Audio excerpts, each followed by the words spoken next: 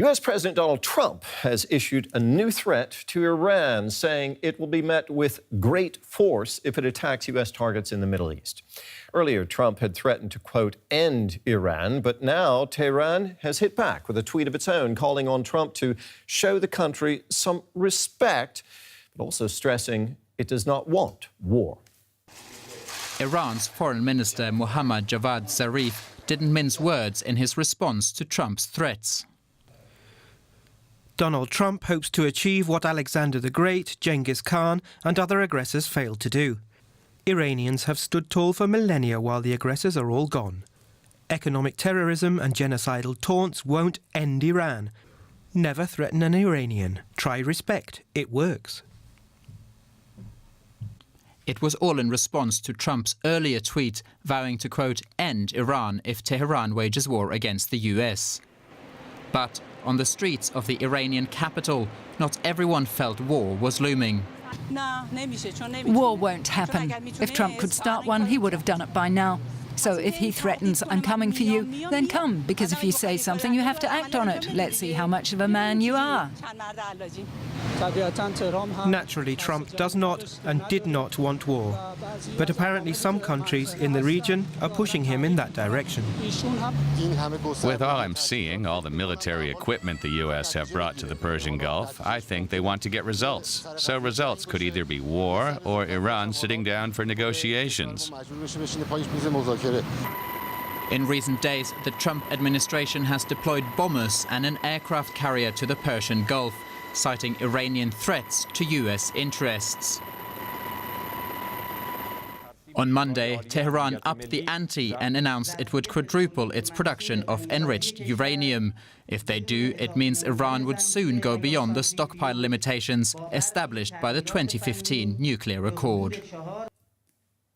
Well, for more now, let's bring in Khalil Rostamkhani. He's an Iranian writer and journalist living in exile here in Germany. Thanks for being with us this morning, first of all. Thank you. Khalil, the rhetoric here is alarming.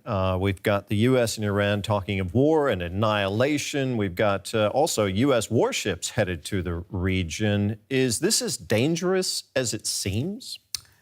Well, it is very dangerous. I hope it is not as dangerous as it seems, but you know that it is a very sensitive region there with so much oil passing through the Strait of Hormuz. And there are too many, that's the problem, there are too many trigger-happy people on both sides. And I hope that somebody will control them. Let's talk about some of these trigger-happy people and maybe some of the doves on both sides, too. Starting with Washington, how do you read Washington's strategy here? Are they really expecting this pressure to result in Iran turning a new leaf, or is containment the strategy there? It is very difficult to read just one strategy in Washington. On the one hand, President Trump offers his personal telephone number to the Iranians to call. On the other hand, we should remember that the National Security Advisor, Mr. John Bolton, a few months before taking office, he addressed an opposition rally in Paris and promised them to hold the next celebration in 2019 in Tehran.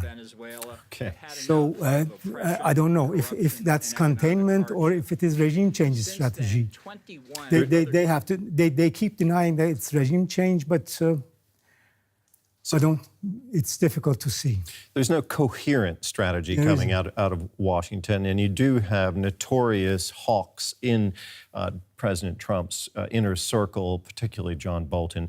But what about Iran? What is Iran pursuing here? How is it, determined to get the bomb as quick as it can, as many fear, or is it simply trying to maintain its own strategy of development in the region and to develop its allies?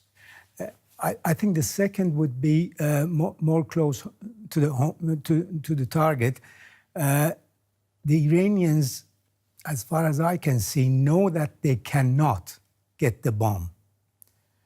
They tried some years ago, but then they realized that they can't get it, and actually, the International Nuclear Agency has been verifying their behavior and has confirmed that they have stuck to their promises.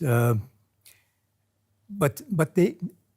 Because that seems to be the main concern of people who feel threatened by Iran, particularly Israel and some of the other neighbors in the region, that Iran is just hell-bent on getting the nuclear bomb and they won't tolerate that. Yeah, that's the problem, the rivalry in the region. Israel and Saudi Arabia, as far as one can see, have got a very strong ally in White House, and I hope that they will not seek this to get rid of their nemesis in Tehran. Otherwise, it will get much more dangerous, and that's why they are playing up this question about the bomb. Khalil, thank you very much for talking with us. Thank you for having me. Rustam Khani, journalist and writer here living in Germany. Thank you.